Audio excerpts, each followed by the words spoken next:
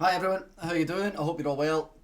Today I'm just going to talk a wee bit about improvisation and kind of starting points if you've never really explored improvisation and why it's quite a tricky subject to address. So that wee jam there, I was just messing about with YouTube there on a site called Elevated Jam Tracks. That was called Midnight Driving Groove in E minor. And it gives you the chords, it gives you the scale positions and stuff, so it's and they sound pretty cool, so it's quite useful. I'd urge you to check it out. The topic of improvisation, it comes up quite a lot in the guitar world, and it's something that I think is extremely important to be able to do. To an extent, you don't need to be Guthrie Govan at it. As long as you've got the ability to cover mistakes or cover, if your mind goes blank at a gig, you've got the ability to play something that's going to get you out of that hole. Or even, it's good for creativity. I mean, it really does boost confidence, being able to tackle a song and be able to do your own thing with it, not feeling trapped to an already written solo that could be fairly technical and you haven't quite got your fingers round about it. To be able to take that solo and play your own version of it can really help your own playing and development. But it's one of those topics that's such a broad topic, it's such a big topic that it doesn't really matter how good you get, you're always still trying to push the envelope to be good at it.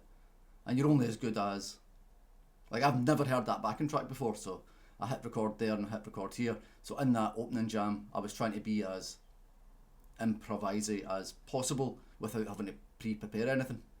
So I know the key there, and you could hear there was fumbled phrases and fumbled notes and all sorts, but I don't like that idea of putting something on that's too polished, because then it gives a false impression of the levels of who is where on their guitar playing journey.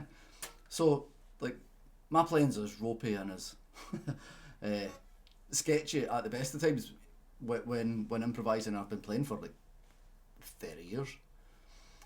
So if you've never done this, if it's something that you're just kind of branching out into, I think the easiest way, or there's kind of, what's the easiest way to say it? There's kind of 5 habits that people who haven't done it yet fall into, which makes them either not like doing it, or they sound, I don't want to say sound bad at it, but they sound like they're unprepared for it. I'll talk you through those, and I'll kind of try and elaborate on how you can expand on each of them so you don't fall into these habits. So the first one is not having vocabulary. So vocabulary is just licks, phrases, patterns, scales, and not having enough of that to be able to try and convey the ideas they've got in their head convincingly on the guitar. It's kind of like speaking and you only know 20 words. So any vocabulary is basically anything you like from other people, just steal it. And you don't need to steal full solos. If you like a lick that, like, steal that and put it somewhere else in the scale.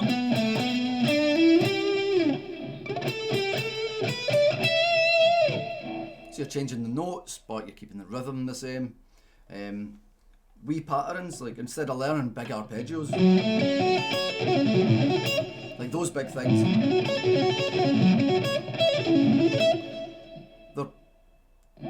they're alright, they sound pretty decent, but it's much easier to just kind of shorten them down, like learning a beat, learning that much of that.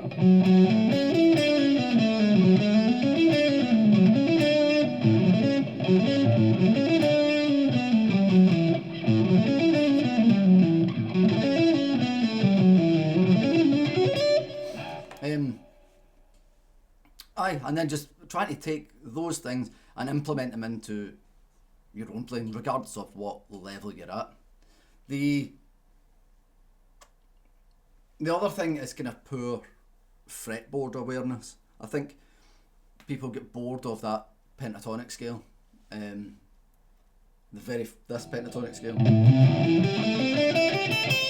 I think people get bored of that really quickly, and they think, oh, it's too lame, it's too beginnerish. I need to do other things all over the fretboard really quickly, and they end up running out of familiarity. There's a lot you can do with that first position. Small chunks of that fretboard, of that scale, sound way better than playing the whole scale. Like, people play that and then they think they know it, rather than taking just like a few notes.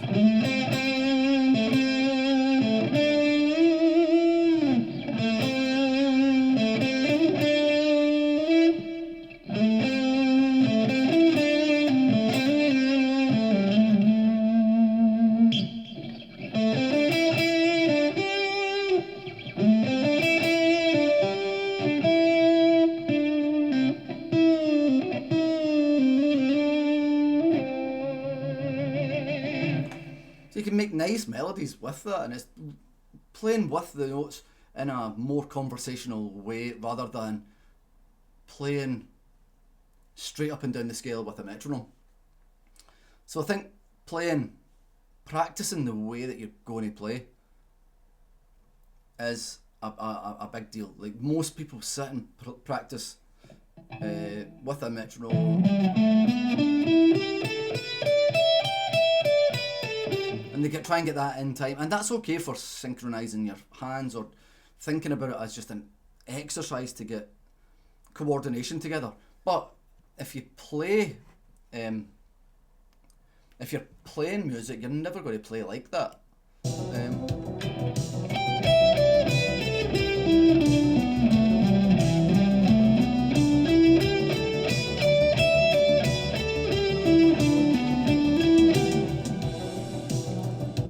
So you never kind of phrase like that anyway. So I would advise, kind of, if you're going to play with a metronome or play with a drum machine, to start making wee phrases with the scales that you're playing, because that's the next thing on my list here is timing and rhythm issues. You play, most people when they're first kicking off with this, play things that fit, but the rhythm feels awkward or it feels disconnected from the groove, because they're too used to playing statically with a drum machine or a metronome and just playing a scale up and down, and they don't really click if you say to them, well, all you're doing is playing that scale in a different order, playing the notes in a different order to make melodies. So if you're playing along with the backing track, ignore the whole scale and just play short bursts of kind of long notes, but make sure you're aware of where you're playing within the beat over the track. 5,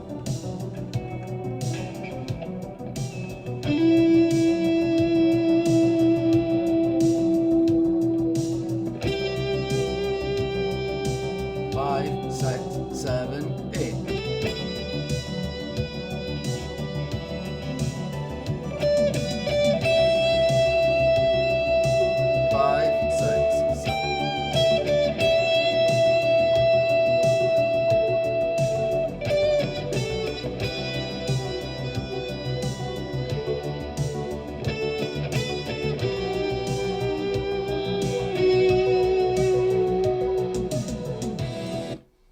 And I'm not caring too much about playing to the chord or anything like that. I'm just getting used to the sound of that scale over a progression that the scale will fit over the whole.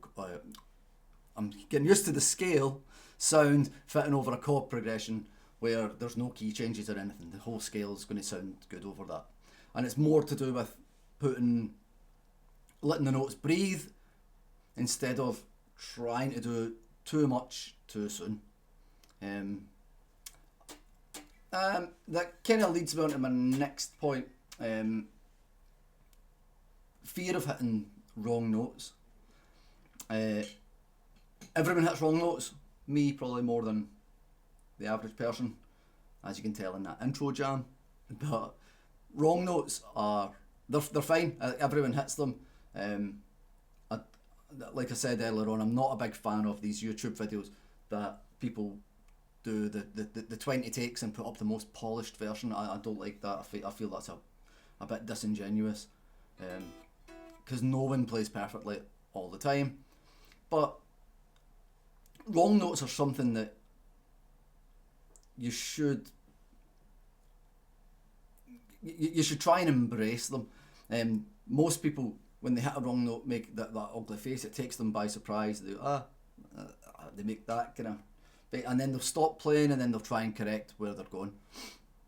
But if you're landing on wrong notes, you're never going to be that far away from a good note. You're either one fret either side will sound all right. So if you take so let's hear playing that.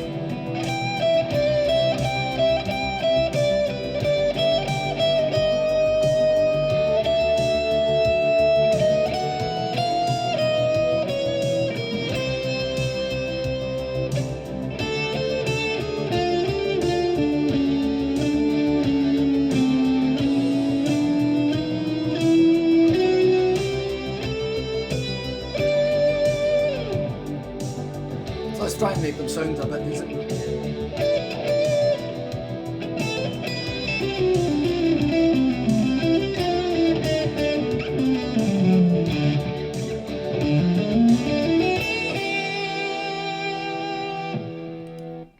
As long as you hit wrong notes confidently, you'll get away with them, and just resolving them to a right note either side. But it's not something to be. I wouldn't say you can only play the 7 scale notes or the 5 scale notes if you're playing pentatonic and nothing else. Like those wrong notes can sometimes spice up a fairly mundane scale. If you take the blues scale for instance, like that note in there is horrible. But if you lean into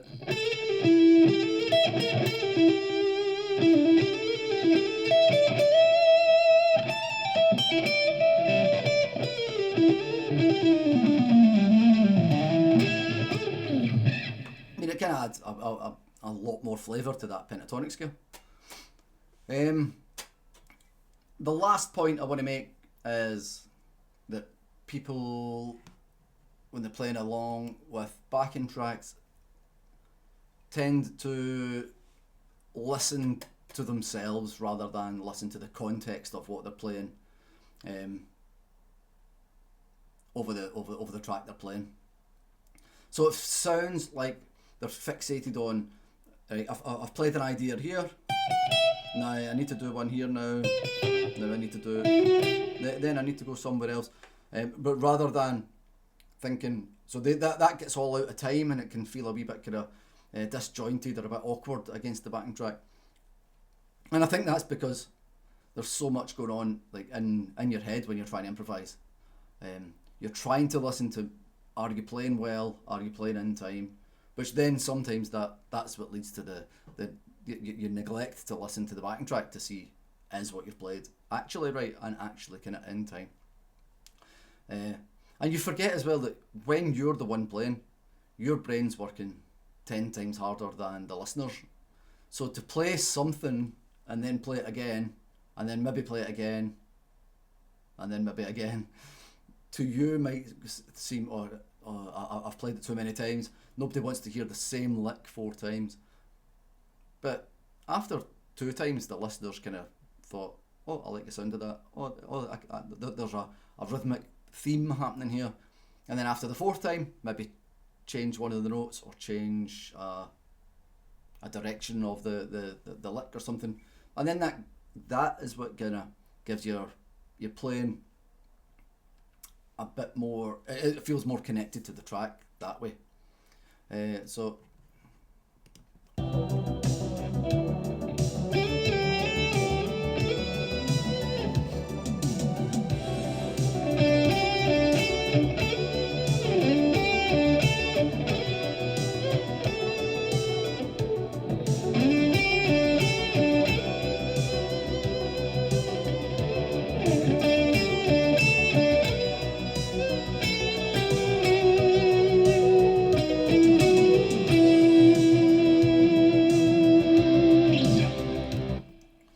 So you can take simple wee melodies like that and play them, and then resolve them to wherever you want to go. That chord felt like it was coming back down to E minor there, so I brought it back down to E minor. But there is lots and lots to think about when you're playing, and to just be starting out with this and to start developing your ear,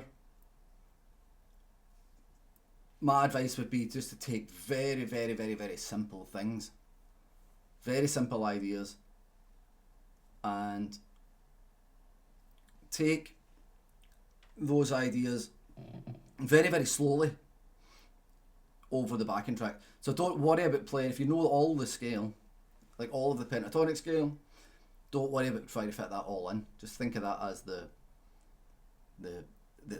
playing field that you're not hollowed out of, and taking 2 or 3 notes of that and then developing a motif and leaving the notes to ring and trying to hear exactly how long you're leaving them ringing for. Playing the same thing again when the chords are changing, so you can hear how your lick is reacting to the backing track underneath, and almost treating your guitar, although you're the one doing the solo, you're trying to fit it into the band. You're not playing top of the backing track, and not paying any attention to it. The longer you leave those notes and the simpler ideas you play, the more it's going to feel like part of the track, and the more confidence you're going to get, because the better it's going to be sounding. And record yourself. Set your phone up, make a recording, and then you get to be on the listener side to hear exactly how, because the way you play, what you hear when you're playing is not the same as what you hear when you listen back. I know that for certain. There's big holes in my playing with regards to timing and rushing and all that kind of stuff. But it's a really, really worthwhile topic. It's a really big subject to get deep into. It's really, it's a really, really enjoyable thing to do, and a really really good way to spend an afternoon. If you've been spending your whole week just learning chords or learning scales, you need some way of kind of having a bit of fun, and sticking on a backing track and just trying to make something up on the spot is probably the best way to do that. So I hope that gives you some kind of food for thought. I'm going to leave you with that just now, and I'll probably come back in the next few days and do a bit more on fretboard development and how to actually kind of put phrases together. So that was just kind of 5 wee points there of things to bear in mind, so you don't fall into that trap of maybe starting off poorly and then falling out of love with the idea of improvising. Everyone can do it, and it's worth exploring. So enjoy the rest of your day, and I'll speak to you soon. Bye now.